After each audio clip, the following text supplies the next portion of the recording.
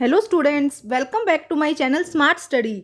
Students, आज हम directorate of education की तरफ से दी जाने वाली वर्कशीट नंबर 19 करेंगे, जो कि क्लास 6 की है और सब्जेक्ट है सोशल साइंस। ये वर्कशीट 4 दिसंबर 2020 की है।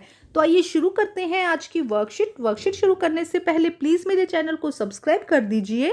तो आइए देखते हैं आज की worksheet. Chapter 4 our past, new question and ideas, the story of Buddha.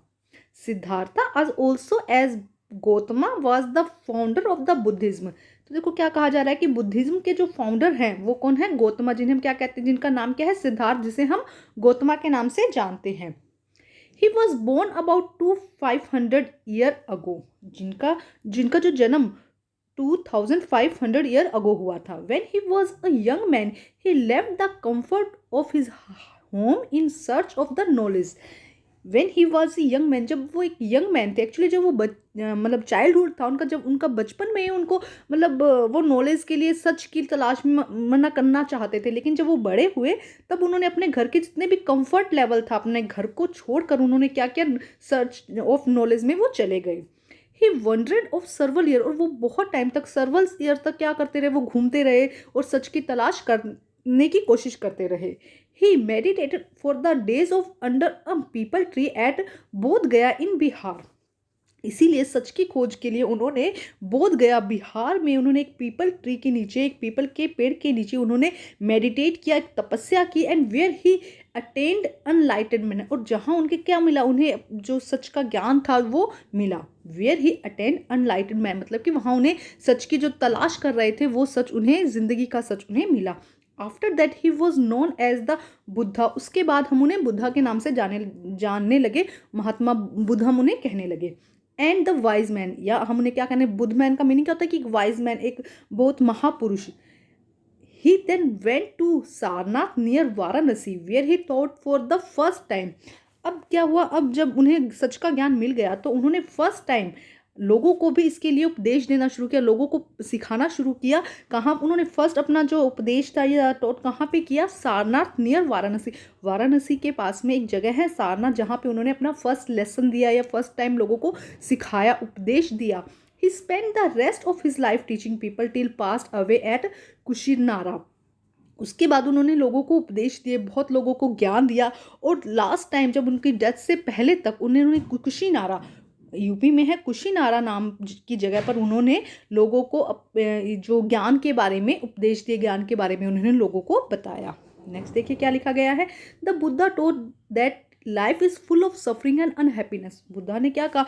कि लाइफ जो है वो पूरी तरह से सफरिंग है, मतलब तकलीफ देह है, और अनहैप्पीनेस है। लाइफ में पूरी तरह से क्या है? सफरिंग है और अनहैप्पीनेस है। क्यों? That is cause because we have craving and desire, कि हमारे मन में बहुत सारी डिज़ायर है, बहुत सारी इच्छाएं हैं। हम अपनी मतलब हमें ये चाहिए, हमें वो चाहिए, इसी के चक्कर में हमें क्या है? जितनी भी सफरिंग और जितनी भी अब हैप्पीनेस है, मतलब जितना भी हमें दुख है या जितनी तकलीफ है, वो सिर्फ इसीलिए कि हमारी डिज़ायरनेस क्या है? बहुत ज़्यादा है, हमारी ख्वाहिशें बहुत ज़्यादा है। He told that this constant craving could be removed by following the moderation in everything। वो क्या उन्होंने क्या कहा? उन्होंने क्या यहाँ पे दिक्कत सिखाया है?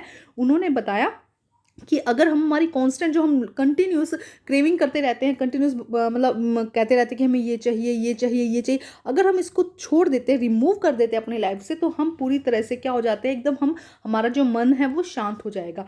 He told that his constant craving could be remove following moderation in everything. अगर हम ध्यान लगाते हैं और सच के लिए अगर हम इन सब चीज़ों को त्याग देते हैं, इनको छोड़ देते हैं, तो हमारी लाइफ क्या हो सकती है? शांत हो सकती है, स्थिर हो सकती है। अदरवाइज क्या, अगर हम कंटिन्यूस क्रेविंग और डिजायरनेस करते रहेंगे कि ये चाहिए, वो चाहिए, अगर हमें ये चीज़ नहीं मिली, देखो होता है एक्चुअली में यही है ना, अगर हमें कोई चीज़ ना मिले तो हमें बहुत दुख होता है।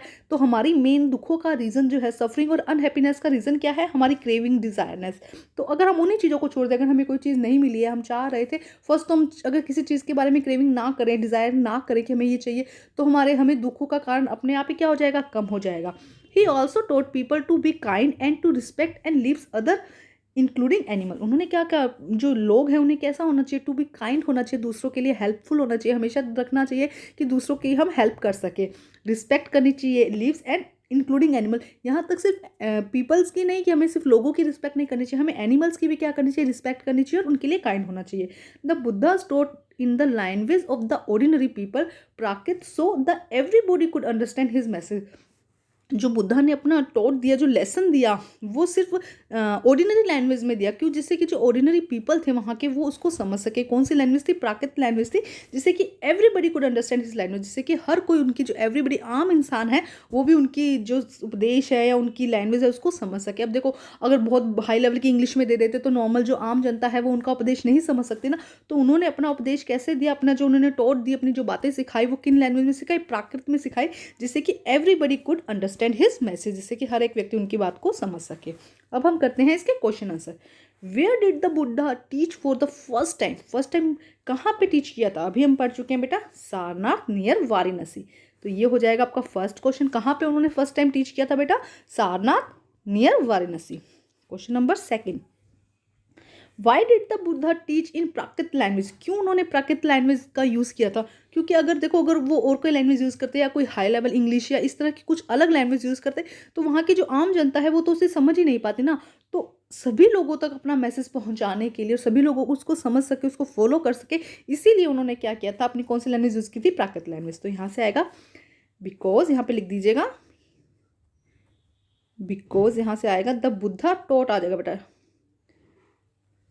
The Buddha taught in Prakrit language because everybody could understand his message, कि हर कोई व्यक्ति उनका मैसेज क्या है? समझ सके। सेकंड का आंसर है बेटा, ठीक है। The Buddha taught in Prakrit language because everybody could understand his message. अब हम करते हैं नेक्स्ट क्वेश्चन। बेटा देखो क्या लिखा गया है, which teaching of the Buddha you would like to follow and why? देखो उन्होंने बहुत सारे बताए हमको टीचिंग की क्या क्या थे, कि हमें क्रेविंग डिज़ायर नहीं करना चाहिए, हमें काइंड पीपल के लिए काइंड होना चाहिए, रिस्पेक्ट करनी चाहिए ना। तो बहुत सारे मैसेज दिए, उनके सारे ही मैसेज हमारे लिए बहुत हेल्पफुल है, हमारी लाइफ के लिए बहुत हेल्पफुल है। लेकिन जैसे कि काइंड होना चाहिए हमें पीपल के लिए, या हमें लोगों की रिस्पेक्ट करनी चाहिए, एनिमल्स की भी रिस्पेक्ट करनी चाहिए, उनके लिए भी काइंड होना चाहिए। तो मुझे ये मतलब बहुत अच्छा लगता है, तो मैं इसको फॉलो करना चाहूँगी। अगर आप चाहते हैं कि हम डिज़ायर और क्रेविंग को कंट्रोल करें, उस पर हम क्या करें, उनको हम रिमूव करें अपनी लाइफ से, तो आप यहाँ पे ये भी लिख सकते हैं। तो आइए करते हैं इसका आंसर हम।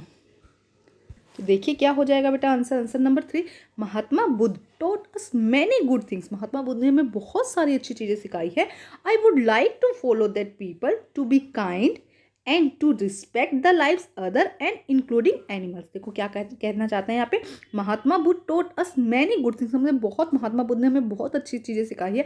आई वुड लाइक टू फॉलो, मैं फॉलो करना चाहूँगी, that people to be kind, की पीपल के लिए हमें क्या होना चाहिए? काइंड होना चाहिए। To respect the life's other, और दूसरों की रिस्पेक्ट करनी चाहिए, life's other including animal, in fact animal की भी हमें रिस्पेक्ट और उनके लिए काइंड होना चाहिए।